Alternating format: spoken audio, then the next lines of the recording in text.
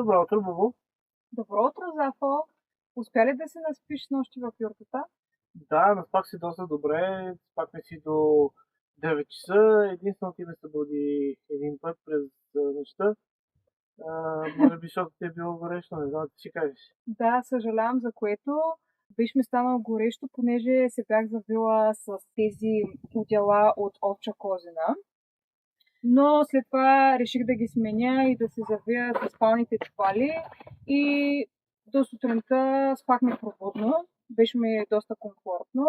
Освен това, разполагахме с всички удобства, които са ни необходими. Да. Имаше тоалетни, които можем да ползваме в близост до юртата. Да, тук на 10 метра, буквално няколко крачки си там.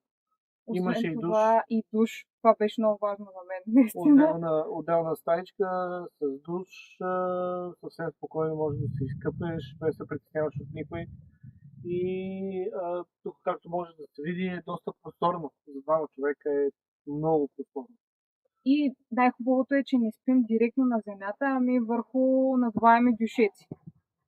Да. Освен това, тъй като по принцип няма осветление в юртата, ни бяха предоставили тези фенерчета. Можехме и да си заключим също така юртата с това катинарче. Да, така че в нито един момент не сме се притеснявали за нещата, които са останали тук. Единствено през деня става малко горещо тук в юртата, но пък от друга страна това държи много приятна температура през нощта, така че през нощта е супер. Да, много добре изолира. Трябва да видим колко градуса е било реално навънка през нощта, но тук вътре в юртата беше супер за спане. Абсолютно. Между 20-30 минути Да. отнема за да се Супер. сгуби. Ако вече човек не е сгубявал юрти като нас в Да. началото, ми отнемаше няколко часа, за да я сгубим. Защото докато нагласим, зависи колко е голяма юртата. Като ако примерно е много сгъната, слънцето, което се държи вътре кръга, има опасност тези така наречени ребра, които са, да паднат. Ако е много разгъната, също може да падне и да струши страничните. Значи има Самата форма, която е. Има значение. Съответно се избира и места, където да няма толкова набразденост на земята, бабунки, пригънки, да може да стои устойчиво. права, да, и устойчиво. Лъковете са традиционни и са такива, които са характерни за стрелба от гърба на коня. В лявата ръка се държи стрелата, лъка, в дясната се държи стрелата. Зарежда се хоризонтално, като отпред я държа, само докато се нагласим дясната ръка. Кръка сочи мишената, левия крак, десния е леко настрани. Цялото тяло сочи мишената, още докато зареждаме се прицелваме в мишената. Лактите се дигате на нивото на рамената. При разпъване лявата ръка отива напред, дясната назад, докато опре от дясната страна бузата. И трябва да се отвори така на цяло гръдния кош.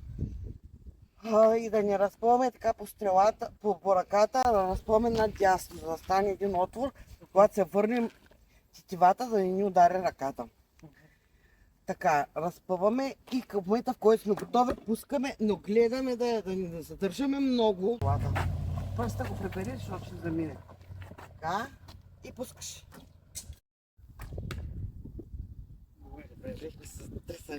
Ето къде заби една от стрелите в пейката.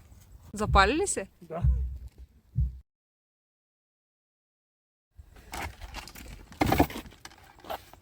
Това лъка ли? Лъка е силен. Моля? Лъка е силен. Лъка е силен, да. Половината стрела в мишената. Всъщност твоята рокля е тип болярско облекло, късен по-късно средновековие, 12-13 век. Ние сме избрали да правим възстановка на периода на ранното средновековие и малка част от втората половина на средновековието. Предимно сме съсредоточили 9-10 век, но имаме и облекла, които са 11, 12, 13 век. Твоята рокля, роклята е широка, свободна, с много богато украсени ръкави отпред. Панталона дали има втори чифт дзивре над него, играе ролята или на бельо, или на панталон. В момента си е панталон.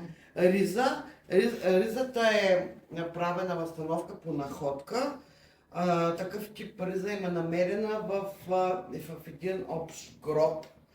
И смята се, че този гроб са били българи. Общ гроб на конници. И оттам има такъв тип риза. Коланът характерно има по него почти всички неща, които си трябват в ежедневието. Турбички, кисийки, рокчета, чаша.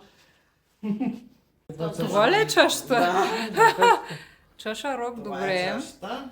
Кожата и преди и сега винаги е била скъп материал, затова обувки са се правили от кожа, но цели дрехи кожени не е имало.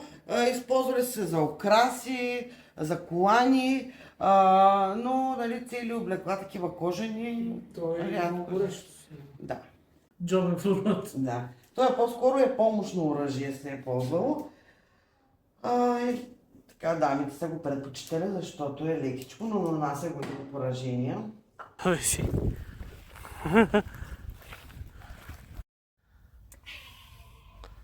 Колко уютно. Виж какво оръжие си имам. Видях. Радва. Деждите и юртата са в тон.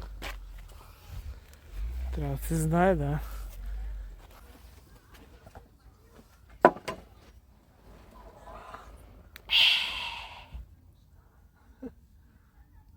Супер. Но пак си е горещичко. Няма как да изолира напълно. Ема, то после ще си стане добре. От един такъв писмен източник, който може да видите в регионалния исторически център на Сливен, научаваме името на крепостта, че се е казвала Туида, Суида или Цуида. На самия хълм, където се намираме с име Хисарлъка, живот е имало още 6000 години преди Христа до края на 12 началото на 13 век. Като първоначално тук са били тракийски светилища и акрополи, а траките са живеели в пределите на квартал Ново село. Квартала е извън крепостта в момента. Като по-късно, 1-3 век от новата епоха, тук става тържище Емпорион. Един вид като пазарно място, тъй като е близо до вода, на кръстопът, важен стратегически пътища са минавали от тук. Е било идеално място за направа на тържище. Вече по-късно, 4 век, когато започват различни нападения, населението се качва и започва да се укрепява. Самата крепост е строена с камъни, тухли и хоросан, спойката между тези материали. Като при първия период на строителство, тези тухлени редове са били 3 реда. При втория стават 5 реда, тъй като се знае, че колкото повече тухли има в една стена, и ако се опитат да я разбият с някои от стенобойните оръжия, то тези тухли обират вибрацията при удара и става по-трудно самото разрушаване. Като тук вече може да видите в това хранилище едни огромни глинени съдове, които се наричат питоси.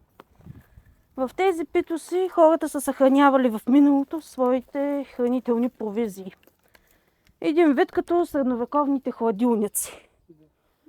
Тъй като температурата в земята е по-ниска, съответно храната е издържала по-дълго време.